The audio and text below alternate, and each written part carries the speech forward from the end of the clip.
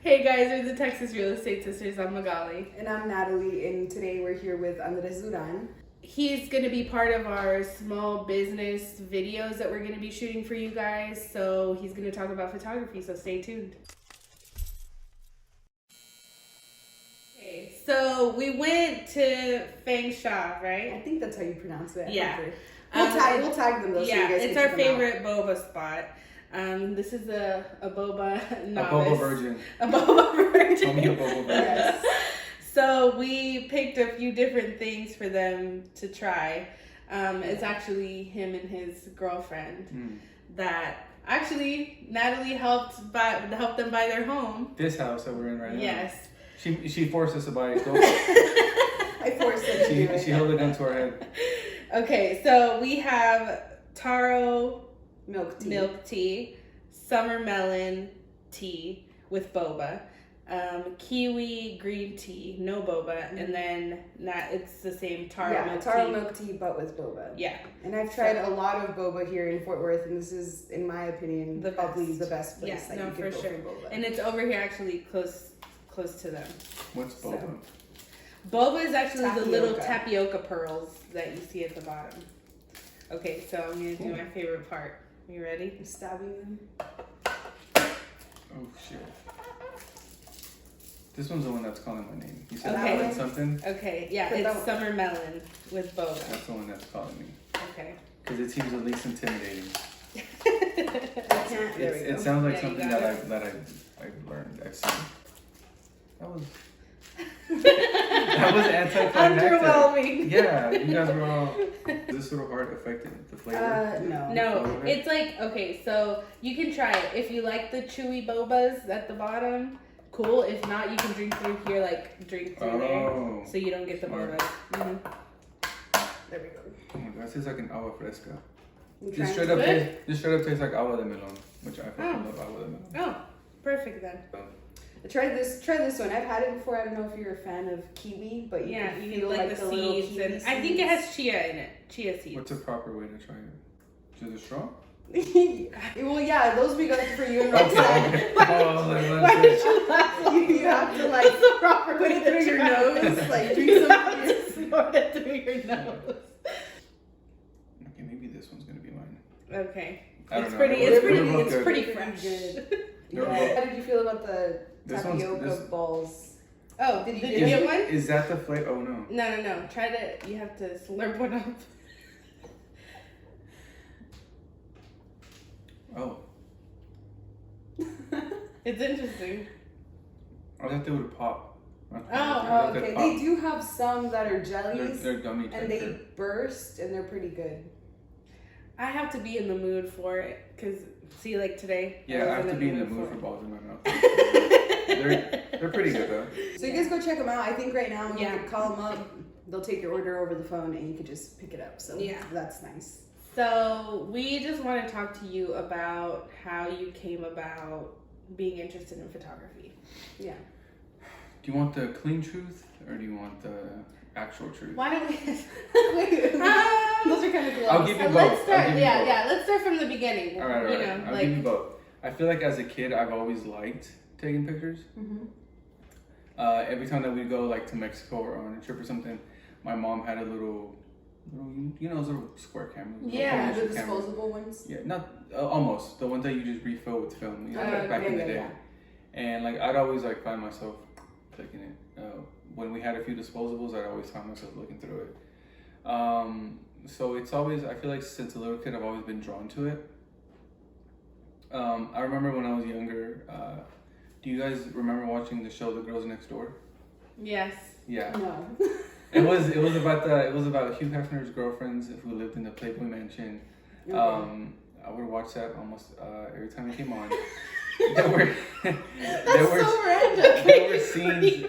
there were scenes when they would show them doing a photo shoot, and I was like, "Ooh, that'd be cool to take pictures of at the Playboy Mansion or whatever." So I think sarcastically What a boy. sarcastically, I think I saw that. I was like, "Oh, people actually do this for a living or whatever." But like, I mean, people do. yeah. Yeah. But then what I guess kind of like started where I am now is sneakers, which is weird. And since high school, like I've been into sneakers. I would look at shoes online and stuff, Instagram, online, forums, websites, anything like that. And when Instagram really started, to grow, Be a thing. I would obviously follow my interests, which were sneakers. And this was back in 2010. Yeah, about 2010. Yeah, that's 10 years ago. No, that's crazy. Oh, shit. no. Because it was like I had only Instagrams- been out of high school for 1 God year. damn, that's 10 years Yeah, ago. That's I crazy. graduated in 09. I was a sophomore. Yeah. I was what, an 8th grader? Fucking sophomore. Relax.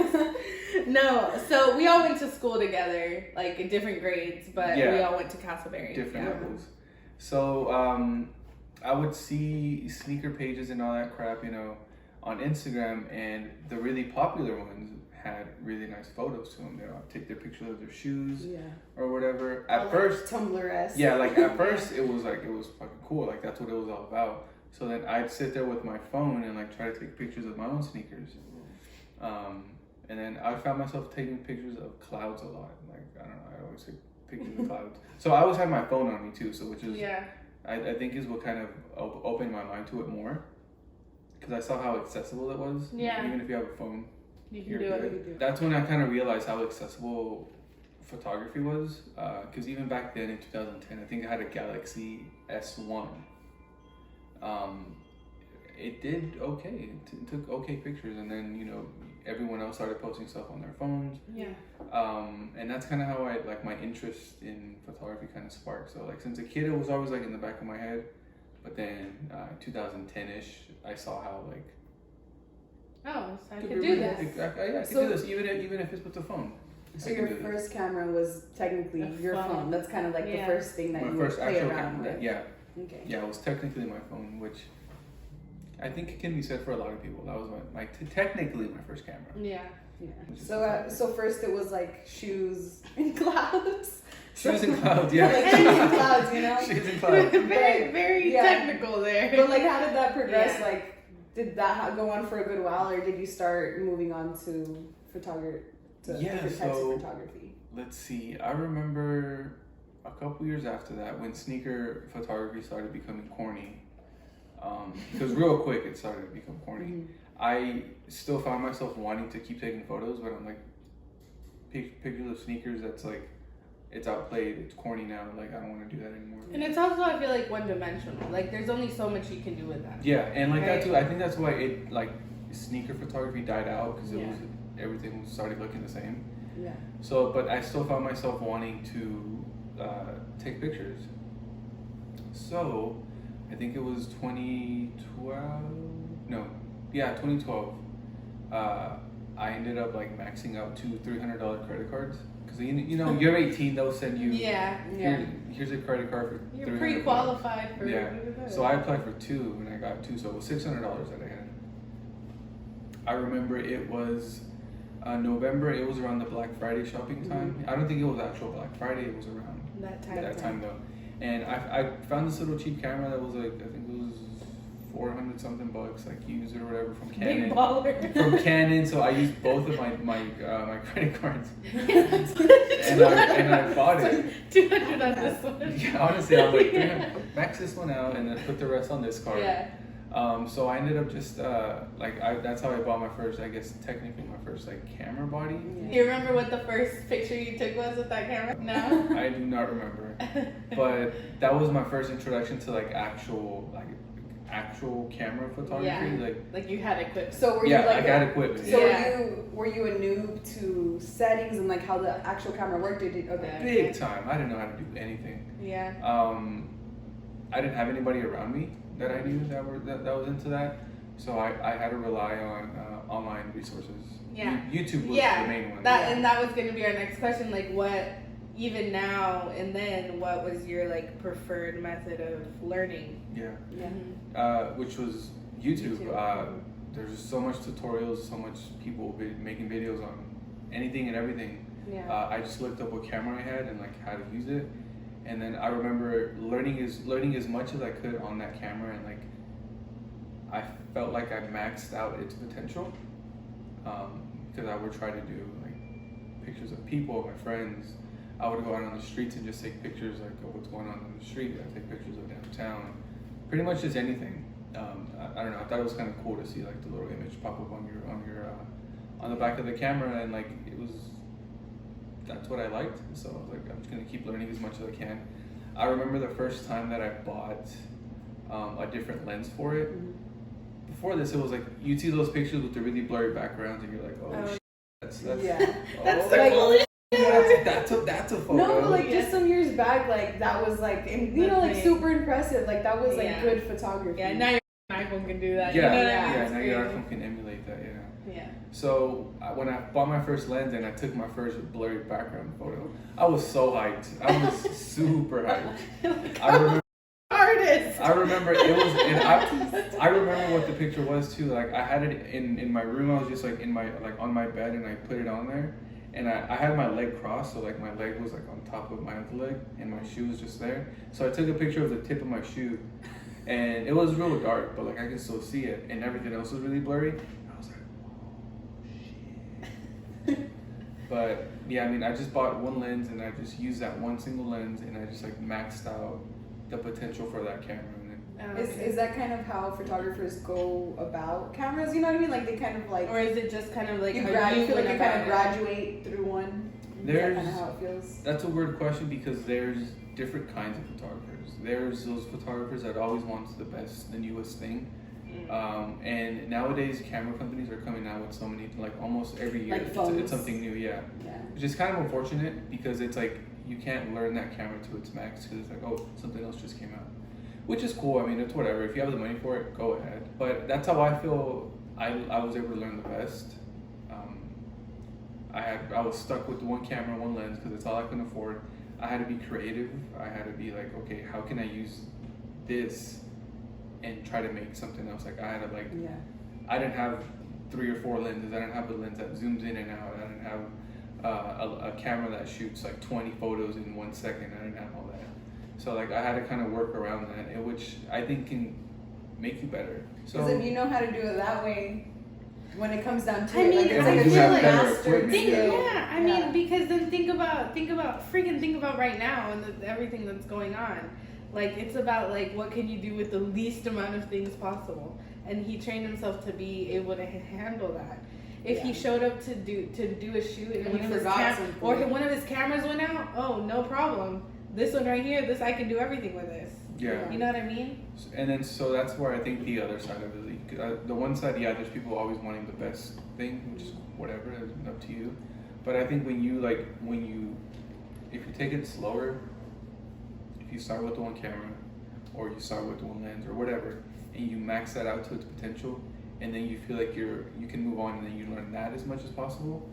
I think that's when you kind of become more, not necessarily better talent-wise, because there's people who are just better, they're just better. They just have it. But you're able to feel more comfortable, and like the camera's like second nature. It's like, yeah. At what point do you feel that you started to kind of have an affinity to a certain type of photography that you prefer to shoot? And what did it take for you to get there? Because I feel like with any career field, like it takes time to figure out like what do I really even like, or what am I even good at. So I guess I started to realize what my favorite personal hobby genre of photography is was through YouTube. So is that how you refer to the type of photography as genre? It can. Oh, okay. I just genre. didn't know that was like the technical verbiage. word. No, it's whatever. I mean, I'm sure you ask anybody genre or a niche whatever. Specialty. Yeah, don't know. Coming across all these YouTube tutorials, obviously you have recommendations, right? Yeah. Check this guy out. So then I started to see how they would, like, what they would shoot, and I was like, oh, like I feel like I can do that. That sounds cool. It's not like your typical, hey, I'm a senior 2020, right? Yeah. It's more, it's technically called street photography. Really hard to do here in Fort Worth because we're in such a small city. But I would follow people who would go out in New York, Los Angeles, London, like these big cities. And street photography was something that I felt drawn to because it's just you're your camera, minimal equipment, which is I could relate to because I didn't have a lot of equipment. I was like, oh, they're doing something cool with something so basic. Yeah, so I'm like, I feel like I can do that. So I would watch them, I'd see what they'd shoot, and I'd be like, oh fuck, let me go try it. And like I was like, okay, cool. All right, cool. Oh, cool. So that's how I kind of felt like my attention was drawn to. It was like street photography, just by seeing other people do something so great with similar equipment or similar restrictions as me. Yeah. I was like, oh, they can do that. Let me try to go do that. Because you know, if you're starting and you're seeing these people with like 3 light setups and they got a big old lens and they got two cameras on their bodies, it's like, I need all of that to do. And it's like with anything, with like us doing videos or like other small businesses that like want to promote themselves, they like, you know, we're like, do a live or do like a little, you know, I need this. I need a certain camera. Yeah. Or I need a certain this or a certain that to be able to do it. And what we ran across, and what we even had to hype each other up to do, like just do it. Like we just have to do it, and then we'll figure it out as we go along. It doesn't matter if you don't have the best phone or the best whatever. Just do it at the end of the day. Right this minute, can you think of your favorite picture of your own that you have that you're just like, oh, right now, like, that's one of my favorites right now? Yeah? I can show it to you. Yeah? Is it on your Instagram? I have it printed. Oh, you have it printed. Okay, go get it. Show it to us. It might be in the garage. Not too long ago, he actually had some of his photography up at Vaquero Coffee, right? Yeah. Yes. Oh, yeah. I think this is. It might not be my absolute favorite, but it's one that I really enjoy. Because the story behind this one was, I didn't even notice the shadow when I took the photo. So it's like, reminds me of, if you feel like you need to take the photo, like your instincts take over, even if you don't know what you're doing or what's there, follow your instincts kind of, because it might make something cool. I remember all I was trying to do was get people playing on the hoop because it was so colorful. And I got that photo, but instead of leading, I was like, no, let me just hang around here a little bit more. And then I saw this one guy by himself. I was like, oh, cool. What a loser. Let me get that guy. He's obviously real slow because everybody else was already on the other side playing. Whatever, I took the picture. I came back down from the bridge. There's stairs. There's just the sidewalk. You can walk on the bridge. It's not illegal. And do people do illegal things for pictures? Is that why you're saying that? Yeah. And then there was that's when I went about my day, you know, whatever. A couple days later, I put that photo in. I put that memory card into my laptop, and I was going through the pictures. I was like, oh, here's the photo that I wanted. There was a guy who was going up for a layup. I was like, oh, cool, this is what I wanted. Let me favorite it. And then at the very end, that's when I saw that photo. I was like, wait, that whole fucking shadow was there. Like the sun wasn't coming in like that 5 seconds ago. Like I couldn't like. So then I edited it a little bit, made the colors pop a little bit, and I came out with that one.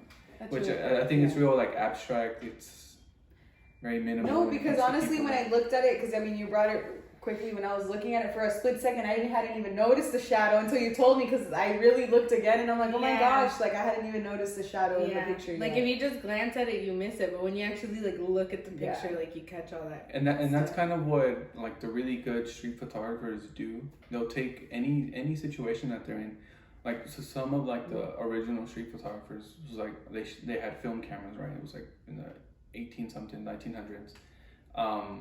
They made something out of just an everyday moment, and I feel like this represents that very well, because it's like that's just people playing basketball. Like at the very base of it, it's just people playing basketball. That happens every day. Yeah, people play basketball wherever. Yeah, but I feel like people don't. That's just an interesting perspective, because they just don't appreciate the simplicity of a moment, and then also like the intricacy of like what it is to have the eye for something like that. You know what I mean? Like people don't appreciate that. I think they really think it's just like, oh no, click, like that's it. Yeah, like that's all you have to consider when it's like freaking the lighting, and like he said, the shadow 2 seconds ago the sun wasn't doing that, you know? Yeah. So I think, and like I'll be honest, like I didn't even know I had that photo made like that. I just took it and just, I don't know, something told me to do it. Yeah. But that just goes to show, like, if you want to make something great out of anything, I feel like this applies to anything. Yeah. If you want to make something good out of whatever it is that you're doing, photography, real estate in your guys' case, you just have to go out and do the work, and like opportunities will come present up. themselves. If you notice them, if you realize them, or if you don't, like, you'll just be presented with them, and you do what your experiences, I feel like, prepares you for that. Yeah. Even if it's a happy accident like my photo, or on purpose like other stuff that I've done. You kind of prepare yourself mentally and put yourself in a place to be able to make something like that, because you've already done the work, and you kind of know what you're looking for, and it's second nature to you. Well, now leading into from kind of talking about what your process is like, you know, you talked us through how that photo even came about. Mm-hmm. How has it been for you being in a photography space from like the family aspect? Like, how is your family about you getting into photography? But also like just being a brown kid in the photography space. And like we grew up together, you know what I mean? Yeah. So it's like we know, like we grew up in River Oaks, so we know what the environment like there is like, and what's growing up in school, what that was like. Which obviously, I mean, we had art and stuff like that, but we weren't pushed to like go after our artistic abilities. I mean, we're barely pushed to do anything outside of go to the military, go to college. Like that's what you're supposed to do. Yeah, in school, like art was like oh. Art? Yeah. Not football. It's like not basketball. The art kids are weird. The art kid, you know. But like looking back now, I'm like, I wish I would have focused on some kind of art. Mm-hmm. I don't necessarily like calling myself like an artist or a photographer. Still, it's just like it's just something I like doing. Yeah. And like it brings me happiness, but I guess it is a form of art, and it's like I would have much rather focused on that in high school or middle school, like the basics of painting, like the basics of colors, like all that stuff. All that plays into absolutely knowledge of it. No, I feel like people really play down. I mean, obviously there's like the more political conversation where it's like, do we need to have this in schools? But I think just in general, I just don't think we appreciate any kind of creative anything enough. You know what I mean? Like it develops a completely different side of your brain. Like, if you could really go to high school, and if you don't have art, you're developing literally only one part of your brain. You know what I mean? And if I feel like not offering that, or not even going about it in the right way, it doesn't have to be an art class.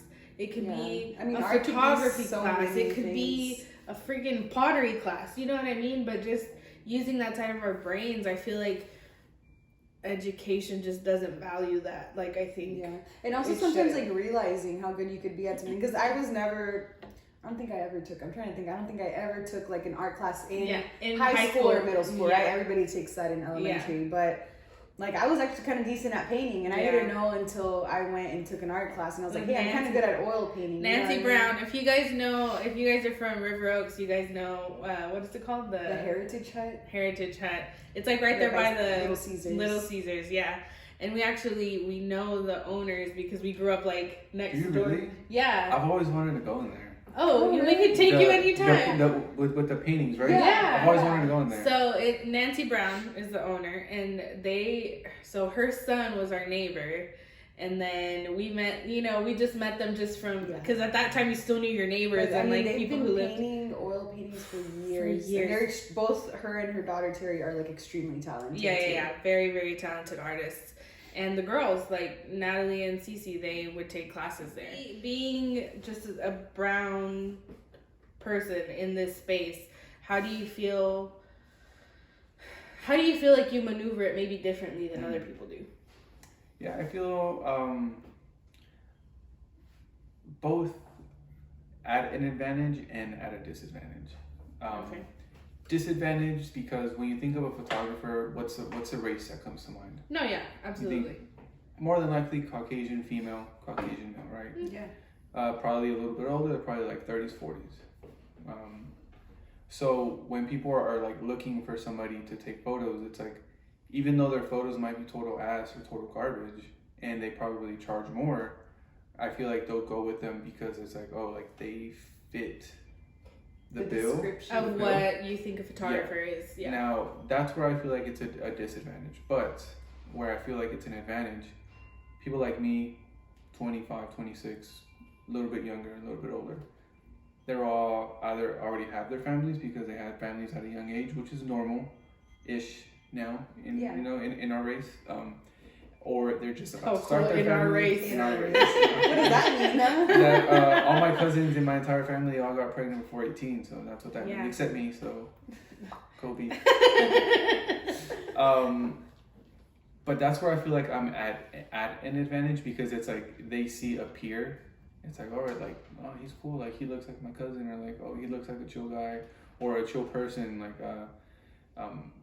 I would feel more comfortable shooting with this Latin dude or this Hispanic female or whatever, or somebody closer to my age. Like some sort of camaraderie there without you saying it. And I mean, to me, I mean, it's kind of, it is like, it's one thing when you're like, oh, I need to take pictures, but then you're like, oh, like, I'm literally going to be in front of this person that in some cases I've never met before, and I have to smile and pose and do all this stuff, so it's like you do kind of have to feel like, you can, like, I feel like as if you're shooting with somebody who's, this is narrow-minded, but this isn't specifically what I mean, but if you're shooting with somebody who's like the same as you, like, you can relate to them more. Yeah. Like, if some Chinese dude is gonna come like photograph a quinceañera, there's a disconnect. He's like, he could get awesome photos. That's not what I'm saying. But there's a level of understanding that the you understanding, can get. It's like that's where it might be a little weird. If a Hispanic dude is gonna go do a bar mitzvah, like, you know, so it's like, I feel like you can, that kind of applies to whenever you work with, like, if you support like your other minorities, it's like, as a minority, Black American, I mean, African American, Black, Hispanic, whatever, right? You know, like, hey, you know, you guys probably grew up the same. You guys have the same thing. You guys probably listen to the same music. You can probably relate to the same shows, the same style of clothing. You can relate more, and like, it's easier to feel comfortable. Because I also do like, obviously, like portraiture, not just like that kind of stuff, not just like my hobby, but on my portraiture side, I think I've only shot Hispanic people, but I feel really comfortable with them, because it's like, I know they probably grew up eating, I don't know, seafood rollers, right? It's like, they probably all had that one crazy uncle that we can all relate to. They probably all had like carne asadas, right? So it's like that, like, you can relate to them much more. And me as a photographer, whenever I'm with somebody new, which is every client essentially, I think I've only had a couple clients that come back like that I kind of know now. But that initial moment where you have to build rapport with them quickly, it's so much easier whenever, like, I know it's like, oh, Nathaly, she's like the same age as me, right? We grew up same style, same heritage, same traditions. It's so much easy to feel comfortable. And if I feel comfortable, I'm much more open to like being outgoing or like making jokes, and that's when they feel comfortable, because that's my job, is to make them feel comfortable. And that's where I feel like I have an advantage. And also, if you're white and you're only shooting weddings, cool. But if you're Hispanic and you're shooting weddings, you have quinceañeras too. So you have like double, because a quinceañera is just as important as a fucking wedding. So so you have like double the possibilities at work than you would if you're strictly shooting Caucasian weddings or whatever. I thought it was interesting that you were saying that it's your job as a photographer to make your clients or the people that you're shooting feel comfortable. Because I feel like when, I'm sure there's so many freelance artists out there, but people think about photography and I feel like they focus on the skill itself of being a photographer, but they don't realize how much human interaction and the environment and the feeling the person behind the camera gives off. That's true. That lets that person be comfortable enough to be able to take those pictures, you know what I mean? To be themselves in front of a camera. And to add to that, I feel like my best photos when it comes to like my client stuff is whenever they're like in the moment, or like I'm making them laugh, or like we're joking with each other. It's like those in between poses is the in between poses photos. Because like, you know, if you want like those safe traditional, right? Right? Like you want those traditional pictures, right? But I feel like my best photos come from after we take those and I make a joke, or they make a joke, or we're talking back and forth because we're already comfortable, and we're just joking around, like those natural expressions whenever they're laughing like naturally at with each other. And more organic, like people really being themselves. That's where I feel like the best photos are born from natural. How long do you feel like it took you to get to where you understood that was part of the process? Still something that I work on, because it's like to be honest, and I think I've only told my girlfriend this, like, right before every shoot, like, I always get this like anxiety. I'm like, I wish like let's just cancel. Like, I hope they cancel on me. Like, I'm gonna call them saying that I feel sick. I'm like, because I always get this anxiety. I'm That's like, this really is interesting. like, this is somebody new. Like, oh fuck, how am I gonna interact with them? How am I gonna break down my wall? How am I gonna break down their wall? How am I gonna make this go? And I think that's cool that you bring that up, because I personally struggle with anxiety a lot, and like feeling like that. And with our jobs, like, you would never think, photographer like gets nervous before shooting, or you feel like, or like a real estate agent that gets like all anxious about making a phone call. Because traditionally, those people are like, and I do it. Oh, no, I don't have a choice. Okay, but let's be real. Like, we don't. That's not the part we show you guys. You know what I mean? We don't show you that the waiting. Blocks waiting to hear back from someone, or like the moment before you go shoot, where you're like shitting your pants, like, I don't want to go. You know what I mean? Yeah. Like, you guys don't get to see that, and I think it's cool that we're having this conversation and opening it up to you guys to understand that, like, even though we do have to, okay, I'm here, we're doing it, and you have to be that person, that it's not always easy to be that person. At first, I always have to fake it, because I'm like, I don't know these people. I have to pretend. I have to fake. I have to put up personality that I feel like they'll gravitate towards. Once I see that they're comfortable, I then become comfortable, and then I can be myself. Where it's easier, where it's not as like nerve-wracking, it's not as anxiety-inducing to like talk to somebody that I literally just met 30 minutes ago. I see that they've grown accustomed to that facade that I threw up. It's like, okay, they're good. Let me put that away, and like, now it's actually me. And that's when I get in my groove. I'm like, hey, fuck it, let's go try this over here. Like, oh yeah, no, you like stay there, let me squat down. It's gonna feel weird, but it's gonna be a badass photo, I promise. That's when I like come out and like I'm myself. But like, I would honestly say the first like 10-15 minutes of every session, if it's with somebody new, it's always somebody fake. Because I'm like, you have to work, like it's hard, but you have to work to make that connection with your client, because that's what they expect. I feel like, okay, so I feel like it's kind of like a survival thing, right? Because like, who you are as a person doesn't naturally go do that. You know what I mean? So to be able to make it through that interaction to where you break down that barrier, you have to start with like, okay, fake it till you make it. And then you get to the point where like, okay, I'm cool now. And and for people that are watching, but not like fake, right? Like, we're not saying fake like that, but it's like, you have to, when you're in these situations and you're the person that has to, work your way you have up to push yourself, or like he's saying, like, he already knows what it takes for him to get comfortable, so he could do his job. And so he could pretty much make that other person feel comfortable. So I feel like it's just interesting to talk about it, because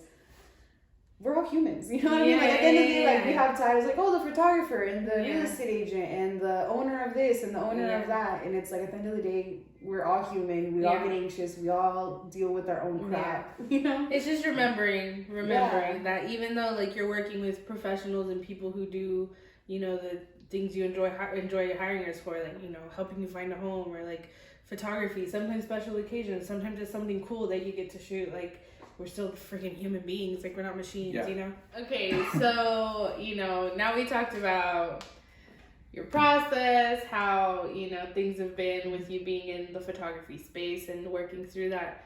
Tell us about how your family was with, you being in photography. They were chill. Like, if anything, they were too supportive. What does that mean? So what's that like? I always downplay what I do, and I even still do that. Like, I'm like, no, I gotta take pictures. Like, I guess they're fine, whatever. Yeah. Like, I still downplay it. Yeah. I don't know. I guess I'm like too in my mind about it. But whenever whenever they were noticing that I would go out more and more and more to take pictures, and they saw my cameras and stuff, they'd be like, oh, tu tío quiere fotos, ya le dije que tú le puedes tomar. It's like, my mom or dad would always come back, mi amigo, tu tía, mi primo, lo que sea. They'd always come back with like job offers, and I'm like, at that point in time, I'm like, nah, I don't do pictures of people. Like, I don't do, this was a couple years ago. Like, I don't do family sessions. I don't do graduation. I don't do senior pictures. Like, that's not what I was. I was just like, this is just a hobby, and like, I'm whatever, right? Like, don't even, it's nothing. But like, it was January of last year, when like that was my first year where I'm like, you know what, screw it, I am a photographer. So all these offers that my mom would like bring, or like, hey, let me get a photos, or like my girlfriend like, hey, my mom's friend wants this, like, or somebody sent me a message, it's like that I would turn down. I'm like, yeah, let's do it, let's make it happen. So that's what I mean by they were too supportive. Like they would always like they encouraged me to do something that I was uncomfortable with. But I mean, yeah, they've always been supportive. They've always enjoyed That's it. good. Yeah. I feel like sometimes you hear the opposite of things that happen, you know what I mean? So I think it's nice to hear that, you know, if there's any like young people that want to get into photography or anything, like you have resources like YouTube and all kinds of things now, especially, I mean, even just 10 years ago, but there was less access and less like there's so much information. Content. That's how I learned how to do like how to use off-camera flash. That's how I learned how to use like. And you have a YouTube channel now, so tell us a little bit about the content that you put out. So this whole being in front of the camera thing, that's like fairly new, less than a year old. It's still very nerve-wracking. For all of us, I'd say.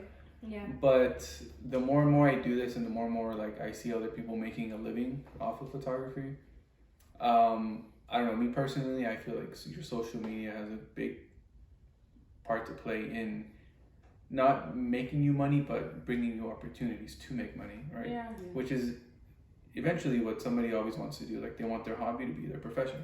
For sure. So summer of last year, I think I was like, you know what, like fuck this. Like I need to try to grow my social media. I mean, I'm not doing everything I can, right? I'm not like posting every day or whatever. Mm-hmm.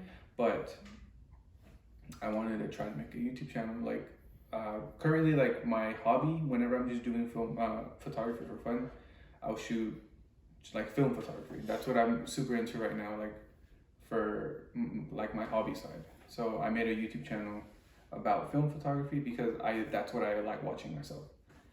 So I'm like, I'm just gonna try it, and it's been going pretty good. It's been going. I'm having fun. It's fine. It's cool. And I've seen people come from like YouTube, because it's like if you're limited to only one social media, you can't grow that much. So I'm like, my thought process was, let me start a YouTube, see if I can get an audience there, and then cross promote. Yeah. Right? Back and forth. Smart. So then so I've been doing some videos here and there about film photography, just kind of going out, taking pictures, having fun. But yeah.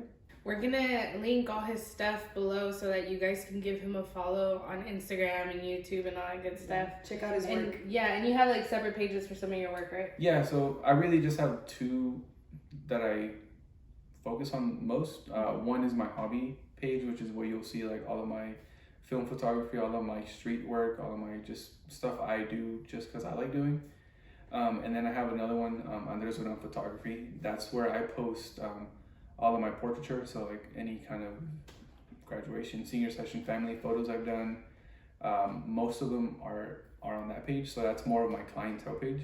Mm-hmm. I don't know, you can't kind of combine those two together. It's weird. It's separate. It's separate. No, and it's like if you didn't know the name attached, you'd think it's completely separate people. Yeah. It's so different. Yeah. So, thank you for coming, for having us over and having this nice Thank you for the boba. Yeah, you're welcome. But I mean, support small business during this time. If you can, he can distance himself and take some pictures. Oh yeah, man! If you need all those people that can't be graduating, like I know it's gonna suck. A lot of people can't walk the stage or whatever. If you need any photos done, man, hit me up. We'll make them badass for you. It's no problem. That's a great way to make a memory. No, that is a great way. Like so absolutely hit him up. Especially if you can't have that memory at school. Mm-hmm. Maybe make it yourself. Yeah, make your own. And I've heard that a lot of people right now with their babies, like they literally are having their babies alone and they can't do all of that. So that's photography is key right now. Like taking pictures is like that's what you get. That's all you get to keep. That's all you get to have. Damn. That's a little bit sad. So much for ending on something. Yeah, on a happy note. Yeah. Okay. Well, we appreciate you always coming to watch. So stay tuned because we're gonna continue to post these small business videos and have people like Andres on our channel. So we're excited that you guys are coming by, and we'll see you guys next week. Catch you next week. Bye. Bye.